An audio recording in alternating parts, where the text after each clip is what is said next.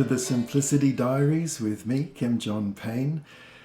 This week I've been thinking about how to help children not push back, fight back, fall back when something has gone wrong.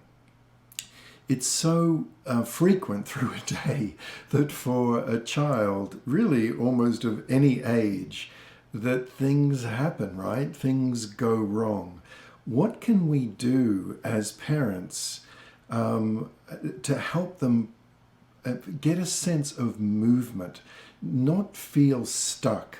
Because it's the stuckness that has children very often feeling like they're being corralled.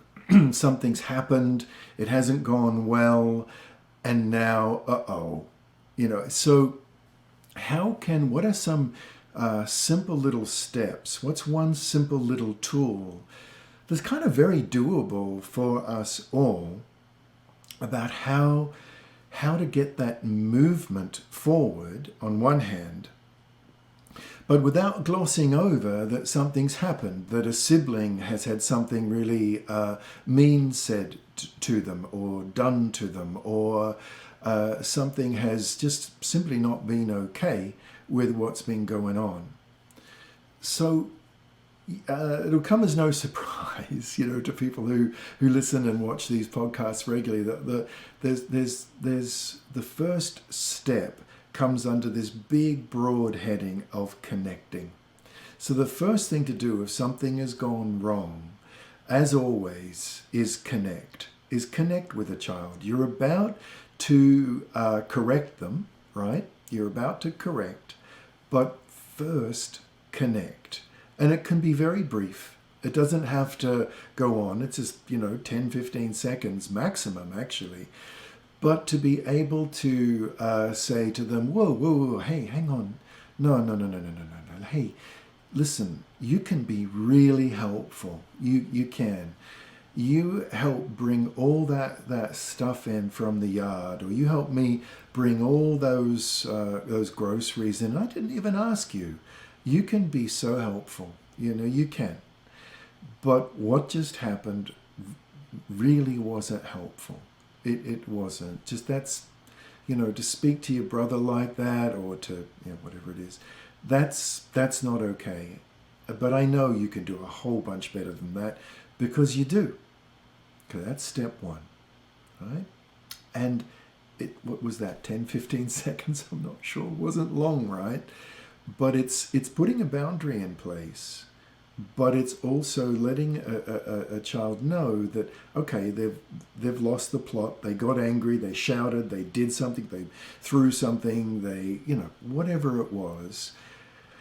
You're putting a boundary in place, but you're letting them know that that that they can do a whole lot better. And by the way, this connects a little bit with last week's theme.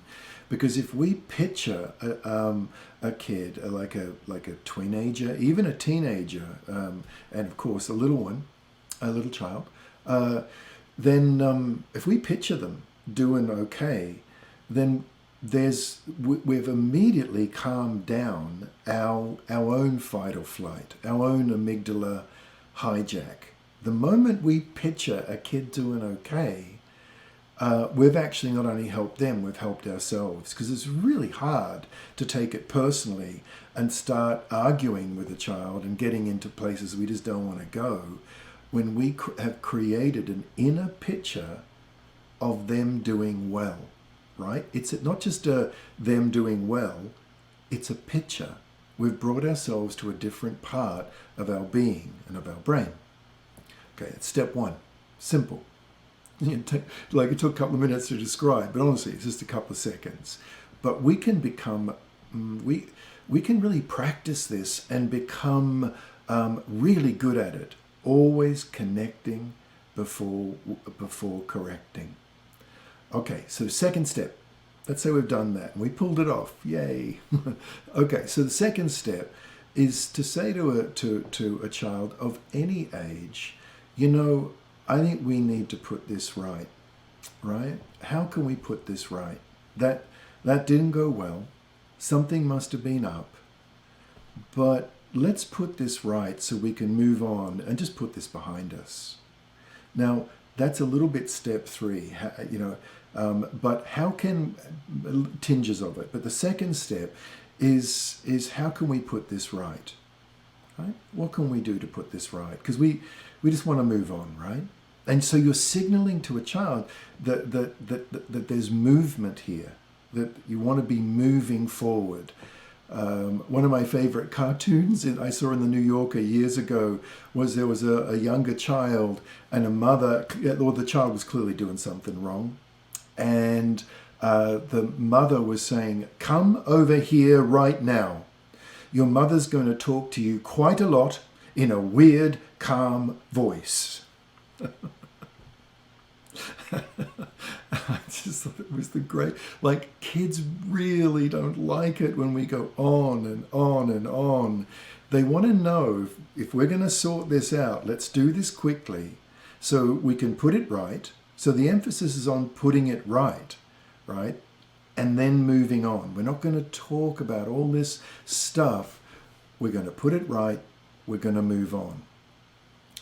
And then then to let a child know, and right away when we put this right, and then we can just put it behind us and maybe get back to, and you might give them a little bit of an idea of what they can do. Then we can get back we can just get back to the game. We can put it right, get things worked out, and you can get right back to the game with your brother. Yeah, we can do that. But let's put it right now. You see, this prevents a child from feeling trapped. That's one of the primary reasons kids either fight us back or they fall back. It's fight back or fall back. The fight back is obvious. The fall back is just getting really stubborn. And the stubbornness, both fight back and fall back, have an aspect to it of denial, where a child will just deny it. And then we get into it and we'll say things like, no, Kobe, I saw you do it, and you're into it.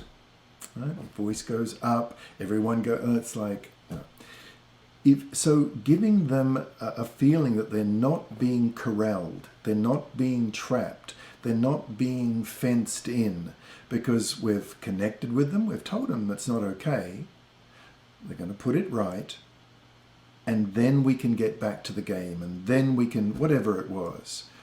It prevents those long-winded lectures that kids just feel corralled by, and most of all, it gives this general feeling of movement, because a child's stuck, right? As I mentioned, they're stuck, that something's happened, we've stopped it, we've pulled it up, so we've been co-responsible for stopping what was going on because we needed to, right?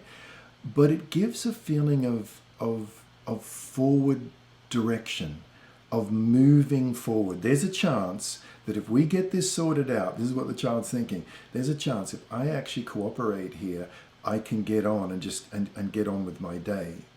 And that is a really good motivation for most kids actually going with you in this, because their direction in childhood is forward, right? They've come into this world and they're wanting to go forward. They're not wanting to get stuck and analyze all this stuff. Yes, they need to be held accountable, 100% agree, but that's the putting it right. It's not, what are your feelings feeling, and how could have you, and was it because, and it's just, there's maybe a little bit of a time for that kind of thing, but actually what they're interested in is it went wrong. Now we're going to make it be right with my mum and my dad, my guardian's help. And then I can get back into what I was doing. And the getting back into what I was doing was actually growing up and growing forward into the day. Okay, I sure hope that was helpful. It's a little thing, right? These 3 little steps, but it's one of those little mighty things. Okay, bye-bye for now.